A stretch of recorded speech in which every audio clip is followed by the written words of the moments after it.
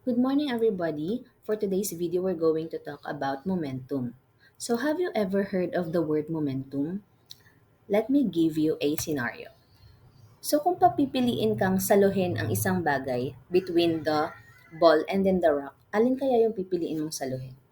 Of course, yung bola kasi mas kaya natin siya saluhin kasi nga mas magaan siya. How about these two famous basketball players in the Philippines, so Bo Belga and L.A. Tenorio? If we're going to describe their physical features, based dun sa picture natin, si Bo Belga ay napakalaki ng katawan. So talagang malaki siya compared mo naman kay L.A. Tenorio. Now, in terms kaya after velocity, sino kaya ang mas mabilis sa kanilang tumakbo? Is it Bo Belga or L.A. Tenorio? How about in terms of their jumping? Sino kaya mas mataas tumalon sa kanila? Is it Bo or LA? So, yung iba siguro sa inyo sumasagot ng si LA Tenorio. Bakit? That is because yung physical features niya nga is mas maliit compared kay Bo Belga or mas magaan. So, parang mas maliksi yung galaw niya. So, some of you would say that. So that relationship between the mass and the velocity is what we call a momentum. Ano nga ba yung momentum, di ba? So it can be defined as a mass in motion. It is the product of mass and velocity, and it has the formula of P is equals to mv, where P is the momentum, m is the mass, and small letter v is the velocity. Its unit is expressed as kilogram meter per second. So yung concept natin ng momentum can also be related sa ibang scenario class. Like for example, this picture. So kung lalabas ka, mau-observe mo there are traffic rules kapag magda-drive ka. Like for example, keeping a safe distance or wearing seat belts, and also yung mga speed limits natin, mau-observe natin yon. Let us say, for example, merong banggaan sa unahan mo. And then suddenly, you were running at a velocity of very fast. So, mabilis yung takbo mo. And then, yung car sa unahan mo, biglang huminto dahil nga may banggaan dun sa unahan. And then, you suddenly hit the brake. So, question, yung car niya ba biglang huminto as you hit the brake? Take note, you were running a very fast velocity, ha? So if your answer is no, then you are correct. So your car does not suddenly stop as you hit the brake, especially kapag tumatakbo ka ng mabilis. So I have mentioned earlier about a formula. So let's try using that formula in this momentum problem. A soccer ball with a mass of 0.45 is kicked with a velocity of 15 meter per second. Calculate the momentum of the soccer ball. So using the formula P is equals to mv, let's identify first the given values. So we have 0.45 kilogram for the mass, and then for the velocity, we have the 15 meter per second. Now substitute the given values, 0.45 for the mass and 15 meter per second for the velocity, and let's get the product. So the product or the momentum of the problem is of the ball is 6.75 kilogram meter per second. Therefore, the momentum of the ball is 6.75 kilogram meter per second. How about this problem solving number 2?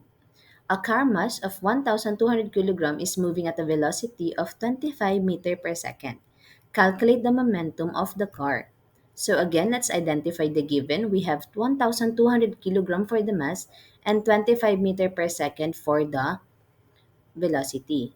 Substitute the given values 1,200 kg and 25 meter per second. So our product of momentum or the momentum of the car is 30,000 kilogram meter per second. So if you got the correct answer, then you are. How about the momentum of an object that is not moving or at rest lang siya? So any object of any mass that is not moving has zero momentum since its velocity is zero. Take note class, when we say momentum, the definition of the momentum is a mass in motion. So if an object does not move or it does not move, it has zero momentum or zero velocity. Let's answer some scenarios here. So what would happen to the velocity of the car after it passes down the curvy road?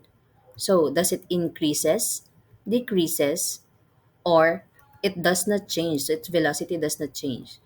If your answer is it decreases, then you are correct. So the velocity of the car after it passes down the curvy road is it decreases. How about naman kapag yung car is passing towards a straight path or moving towards a straight path, how will you describe its velocity? So does it increases, decreases, or the velocity did not change? So if your answer is increases, then you are correct. So a car velocity that is moving in a straight path increases. How about this third scenario? So how about a school bus unloading students? How will you describe its mass? So does it increases, decreases, or the velocity did not change? So if your answer is it decreases, then you are correct. So the mass of the bus as it unloads students decreases. So when the object slows down or moves faster, its velocity decreases or increases. If there is a change in velocity of the mass of an object, there's also a change in momentum, and that change of momentum is what we called an impulse. So impulse is equals to the change in momentum.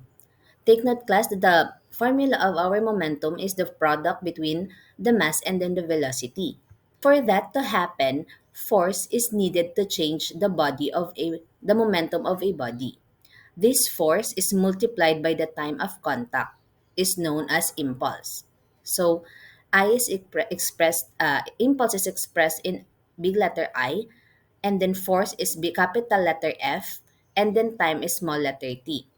Take note class that impulse is equals to force times time is equals also to mass and then the velocity.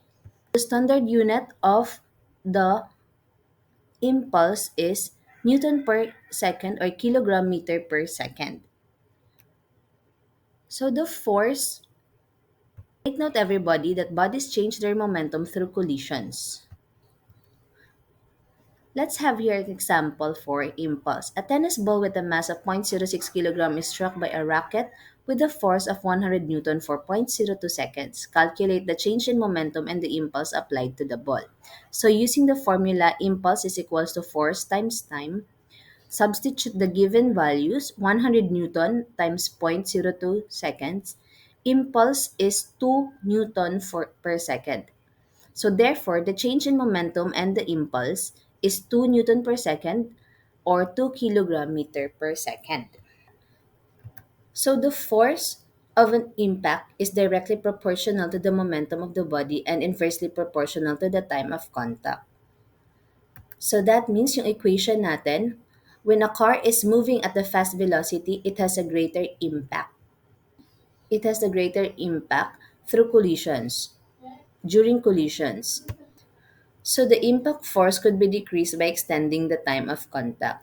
So if you would observe class, meron mga nakalagay or naka-attach dun sa ating mga car na mga, so if you would observe, meron mga airbags na naka-attach dun sa mga cars natin during collision. So kapag nagkakaroon ng collision, lumalabas ng mga airbags. So it decreases the impact force by increasing the time of contact. So yun nade-detect nila yung mga collisions natin and then suddenly lumalabas sila para ma-prevent tayo sa mga impact dun sa car.